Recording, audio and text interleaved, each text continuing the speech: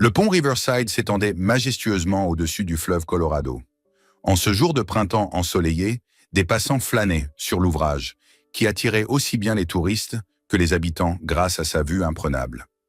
Rebecca Morgan, vétérinaire de 34 ans, profitait de l'après-midi pour promener son chiot berger allemand de 3 mois, Atlas.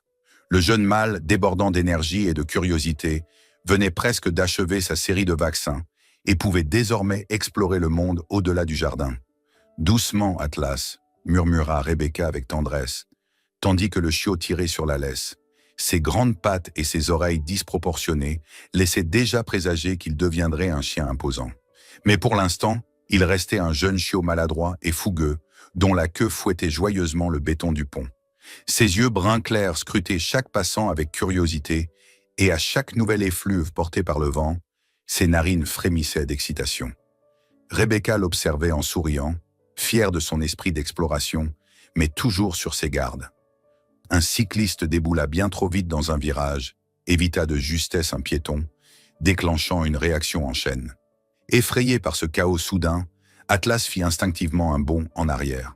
Rebecca ne parvint pas à retenir la laisse. Elle lui échappa des mains, tandis qu'Atlas, pris de panique, reculait. Son collier glissa par-dessus sa tête, et sans retenue, il fonça droit sur la rambarde piétonne. Ce qui aurait été, en temps normal, une simple barrière de sécurité, devint soudain un piège mortel. Une récente tempête avait endommagé la partie inférieure du garde-corps. L'ouverture était suffisamment large pour qu'un petit chiot puisse s'y faufiler. Rebecca ne put qu'assister, impuissante, à la scène. Atlas glissa avec les pattes arrière, ses griffes raclant le béton, ses yeux bruns écarquillés par la peur. Elle se jeta en avant, toucha son pelage, mais ne réussit pas à l'attraper. Ses doigts frôlèrent la peau douce de sa nuque, mais c'était trop tard. Un cri perça l'air. « Non !» Atlas chuta dans le vide, à travers l'ouverture. Sous lui, le fleuve Colorado rugissait. Des gerbes d'écume jaillissaient entre les rochers. Les courants tourbillonnaient sous la surface. Une chute de cette hauteur était presque certainement fatale pour un animal de 7 kilos. La foule sur le pont était figée. Plusieurs passants poussèrent des cris d'effroi. Rebecca, tremblante, restait accrochée à la rambarde, incapable de croire ce qu'elle venait de voir. Sur la berge, Michael Chen, kayakiste de 28 ans, se préparait pour une séance d'entraînement. La chute depuis la hauteur ne pouvait passer inaperçue. Sans hésiter, il bondit dans son kayak et pagaie en direction du point d'impact présumé. La routine fit place, en un éclair, à une urgence maîtrisée. Michael avait déjà sauvé des animaux des flots, mais jamais dans des conditions pareilles. Pendant ce temps, Rebecca courait vers la rive, le cœur au bord des lèvres. L'espoir semblait presque vain. L'impact, l'eau glaciale, le courant, trop de facteurs jouaient contre la survie d'Atlas. Chaque pas l'enfonçait davantage dans le désespoir, mais elle refusait d'abandonner. Son esprit lui disait que tout était perdu, mais son cœur criait le contraire. Et puis, l'incroyable se produisit. À environ 27 mètres en aval, une petite tête trempée émergea de l'eau. Atlas était vivant. Il nageait faiblement à contre-courant, son corps exténué, mais en vie. Les spectateurs sur la berge poussèrent des cris de surprise. Michael enfonça sa pagaie plus profondément dans l'eau, se redressa et cria « Tiens bon, mon grand !» Michael luttait contre les rapides. Il parlait d'une voix apaisante, bien qu'il sache que le chiot ne pouvait guère le comprendre. Le courant était fort, Atlas était entraîné toujours plus loin. Puis Michael aperçut un nouveau danger. Un tronc d'arbre submergé aux branches noueuses obstruait le passage. Un piège mortel. Au dernier moment, une branche flottante se glissa entre Atlas et le danger, comme si elle voulait le protéger. Le chiot heurta cette branche, fut arrêté net et passa l'obstacle indemne. Michael l'atteignit, tendit sa pagaie. Atlas posa instinctivement ses pattes sur la pale. Avec précaution, Michael souleva le chiot détrempé dans l'embarcation. Intérieurement, il priait pour que le petit tienne encore le coup. Un dernier moment de frayeur suivit. Une vague heurta le kayak. Michael fit écran de son corps pour protéger Atlas, qui, comme s'il avait senti l'intention de son sauveur, resta calme et se blottit contre lui. Ensemble, ils franchirent ce passage critique et atteignirent une zone plus calme. Rebecca attendait déjà dans l'eau lorsque le kayak toucha la rive. Michael lui tendit la petite boule de poil trempée. La queue d'Atlas tressaillit faiblement, puis il s'effondra, épuisé dans ses bras. « Il est vivant !» murmura Rebecca, les larmes aux yeux. Les secours arrivèrent. Parmi eux, le docteur James Wilson, un confrère vétérinaire. Ensemble, ils examinèrent Atlas. Aucune fracture, aucune hémorragie interne. Juste quelques égratignures, de l'épuisement et une légère hypothermie. Un miracle. Rebecca l'enveloppa dans une couverture.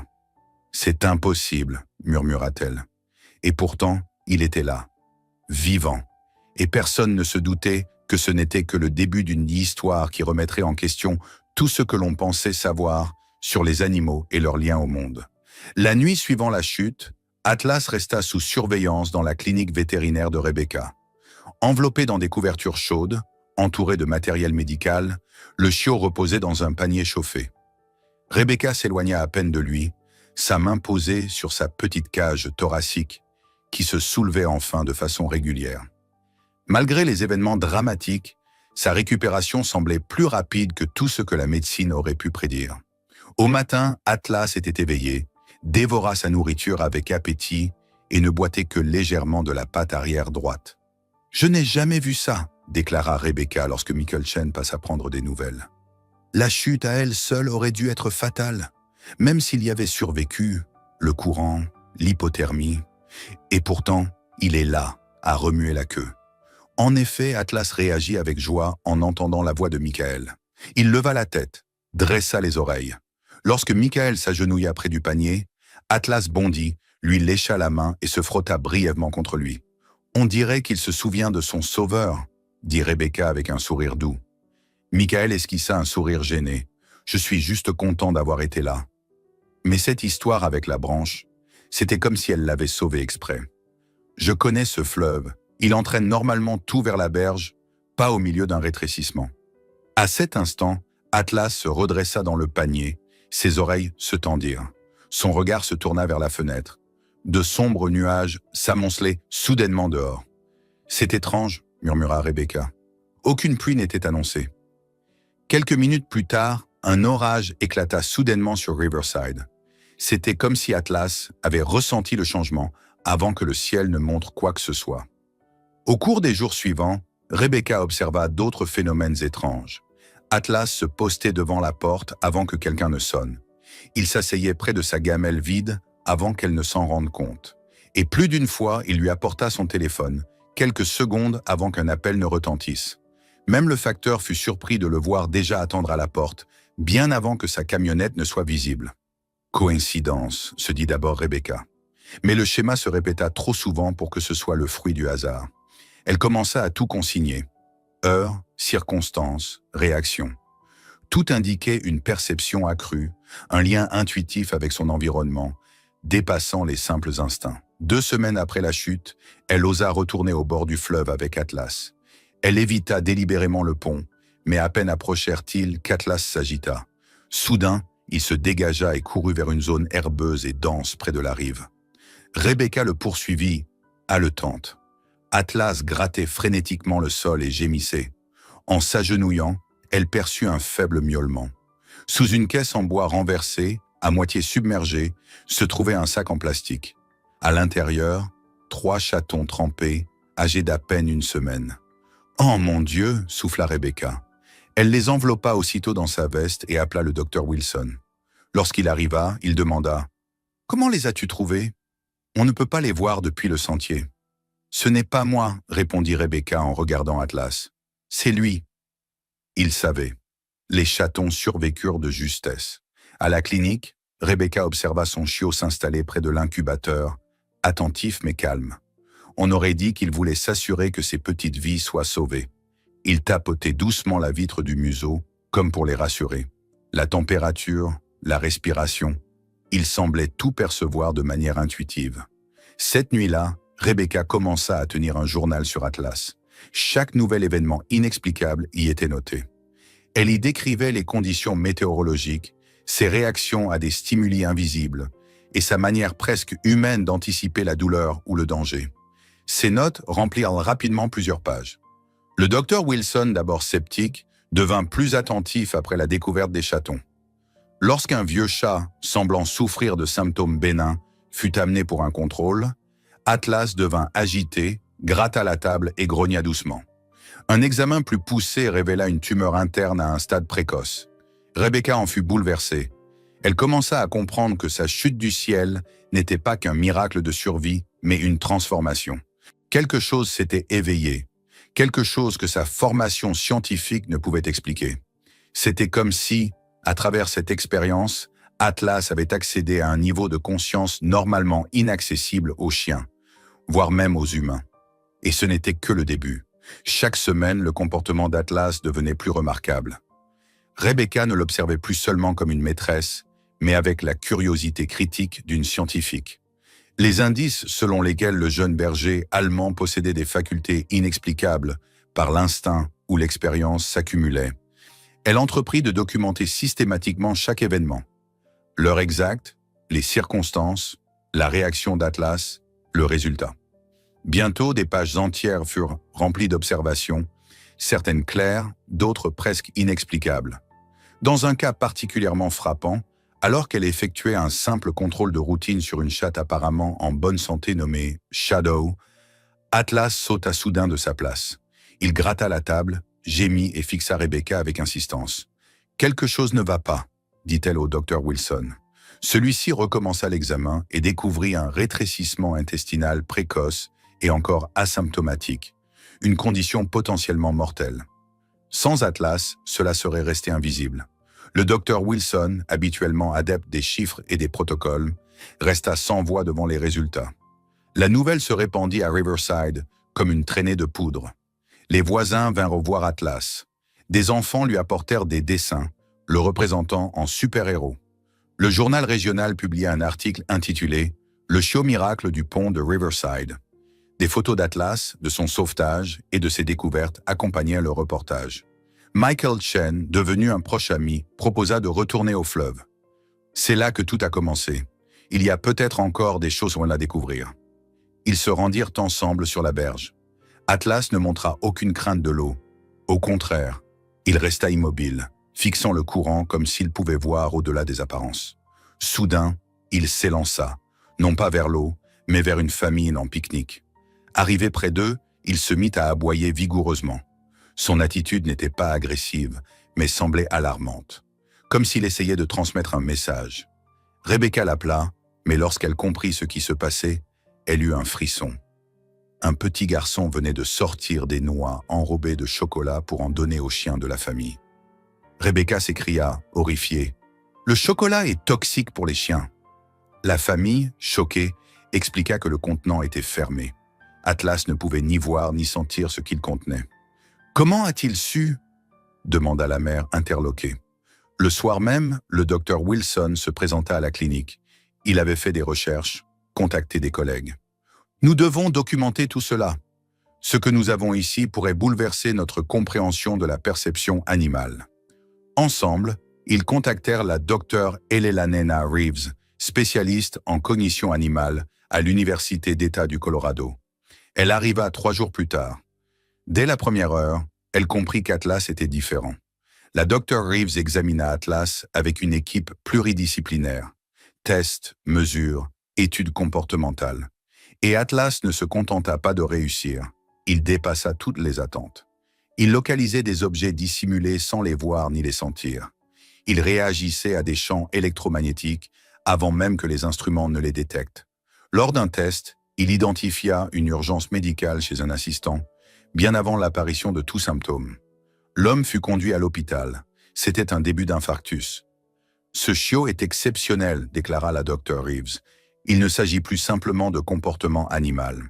Nous parlons ici de conscience, de perception sur des niveaux que nous n'avions jusqu'ici abordés qu'en théorie. » Elle documenta minutieusement ses réactions, formula des hypothèses qui remettaient en cause tout ce que l'on pensait savoir sur la cognition animale. Rebecca était fière, mais aussi inquiète.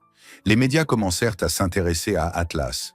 Demandes d'interview, reportages, invitations. Mais elle le protégea. Ce n'est pas un objet d'expérimentation. C'est un être vivant. Cette agitation l'angoissait. Elle ne voulait pas que le don d'Atlas devienne un spectacle. Mais la pression grandissait, au rythme des nouvelles histoires relayées. Elle comprit néanmoins qu'Atlas possédait un don, et qu'il était peut-être temps de l'utiliser pour faire le bien. Elle en parla à Michael et à la Dr. Reeves.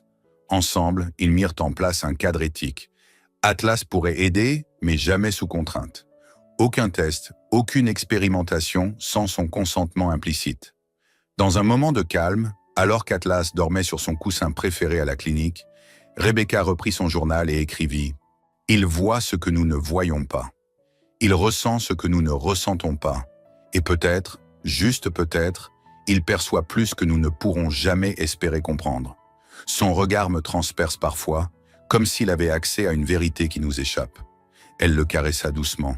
« Quoi que ce soit qui se soit éveillé en toi, mon grand, cela changera le monde, et je serai à tes côtés. » Et elle savait que ce n'était que le commencement. Les mois passèrent, et Atlas devint un magnifique berger allemand. À 6 mois, son corps s'était renforcé, son regard était plus concentré, et ses facultés s'étaient encore affinées. Les phases de jeu enfantin cédaient peu à peu la place à une vigilance calme. Ses sens semblaient aiguisés, comme s'il percevait des signaux imperceptibles aux autres. Le docteur Reeves, dont l'équipe de recherche ne cessait de grandir, fit appel à des experts en neurologie, en comportement animal et même en physique quantique. Leurs analyses menèrent à une conclusion stupéfiante. Atlas pouvait détecter de subtils champs électromagnétiques, percevoir les modifications biochimiques chez les êtres vivants et même anticiper certains événements avant qu'ils ne se produisent. Son cerveau fonctionne sur un niveau que nous ne connaissions pas encore, déclara-t-elle lors d'un congrès. Mais Rebecca restait prudente. Malgré la notoriété croissante, reportages à l'échelle nationale, sollicitations de centres de recherche, projets de documentaires, elle protégeait Atlas. Elle n'acceptait que des contextes contrôlés, dans lesquels il n'était jamais exploité. Le bien-être d'Atlas demeurait la priorité absolue. Par une douce journée de printemps, Rebecca emmena Atlas au lac Carson. Le lieu était animé, plein de monde. Elle voulait simplement qu'il puisse jouer. Atlas courait dans l'eau, semblait détendu, jusqu'à ce qu'il s'immobilise soudainement. Son regard se dirigea vers la zone de baignade. Sans avertir, il s'élança, plongea dans les eaux profondes et nagea avec détermination. Une fillette avait coulé. Personne ne savait exactement où. Des sauveteurs plongèrent, mais Atlas fut plus rapide. Il atteignit un point, plongea et réapparut, tenant la chemise de l'enfant dans la gueule. Il la maintint prudemment hors de l'eau jusqu'à l'arrivée des secours. Elle avait eu une crise dans l'eau. L'histoire devint virale. Atlas fut salué comme un héros. Rebecca, elle, restait silencieuse. Une inquiétude grandissait en elle. Atlas allait-il souffrir de cette attention constante? Le docteur Reeves la rassura. Il connaît ses limites mieux que nous. Il n'agit pas par obligation, mais guidé par une connaissance intérieure. Et elle avait raison. Atlas ne montrait aucun signe d'épuisement. Au contraire, il semblait trouver un certain accomplissement dans ses moments de sauvetage. 6 mois plus tard, un matin, Atlas réveilla Rebecca. Il était assis bien droit, les yeux graves. Rebecca suivit son regard en direction des montagnes. Quelque chose s'était produit. Elle rassembla quelques provisions et le suivit. Il la guida à travers des sentiers denses. Des heures s'écoulèrent jusqu'à ce qu'il tombe sur une voiture abandonnée. Une demi-heure plus tard, ils trouvèrent une femme inconsciente. Une photographe, blessée lors d'une randonnée. Sa cheville était fracturée, son téléphone détruit. Rebecca lui prodigua les premiers soins. La femme murmura « Je ne sais pas pourquoi, mais j'ai souhaité qu'un berger allemand me retrouve. » Cet événement ouvrit de nouvelles pistes pour les recherches du Dr. Reeves. Atlas réagissait-il uniquement à la détresse? Ou pouvait-il percevoir des pensées conscientes? 1 an après sa chute, Atlas revint avec Rebecca au pont de Riverside. Tranquillement, il s'avança jusqu'à l'endroit où sa vie avait failli s'achever. Il s'assit et fixa les profondeurs. Les minutes passèrent, puis il posa sa patte sur le cœur de Rebecca, et elle sentit quelque chose. Un flux, une compréhension, une connexion. Dans son esprit surgirent des images, des émotions. Elle vit l'eau, en ressentit les mouvements, perçut la vie, l'énergie, le temps. Lorsqu'elle sortit de cette transe clignant des yeux, Atlas se tenait calmement devant elle. Le docteur Reeves avait tout observé. Des larmes brillaient dans ses yeux. Il partage sa perception. C'est une transmission de conscience. Dans les mois qui suivirent, ils mirent en place un programme éthique. Atlas aidait les secours. Jamais forcé, toujours volontaire. Son don était utilisé avec précaution. Pour son 2e anniversaire, il reçut une distinction. Rebecca se tenait à ses côtés. Le soir venu, elle s'assit avec lui au bord de la rivière. Le soleil se couchait. Elle posa la main sur son épaule. « Peut-être étais-tu destiné à tomber, pour te relever et nous apprendre à voir. » Et Atlas la regarda, avec un regard qui contenait bien plus que de la gratitude. Un nouveau chapitre venait de commencer.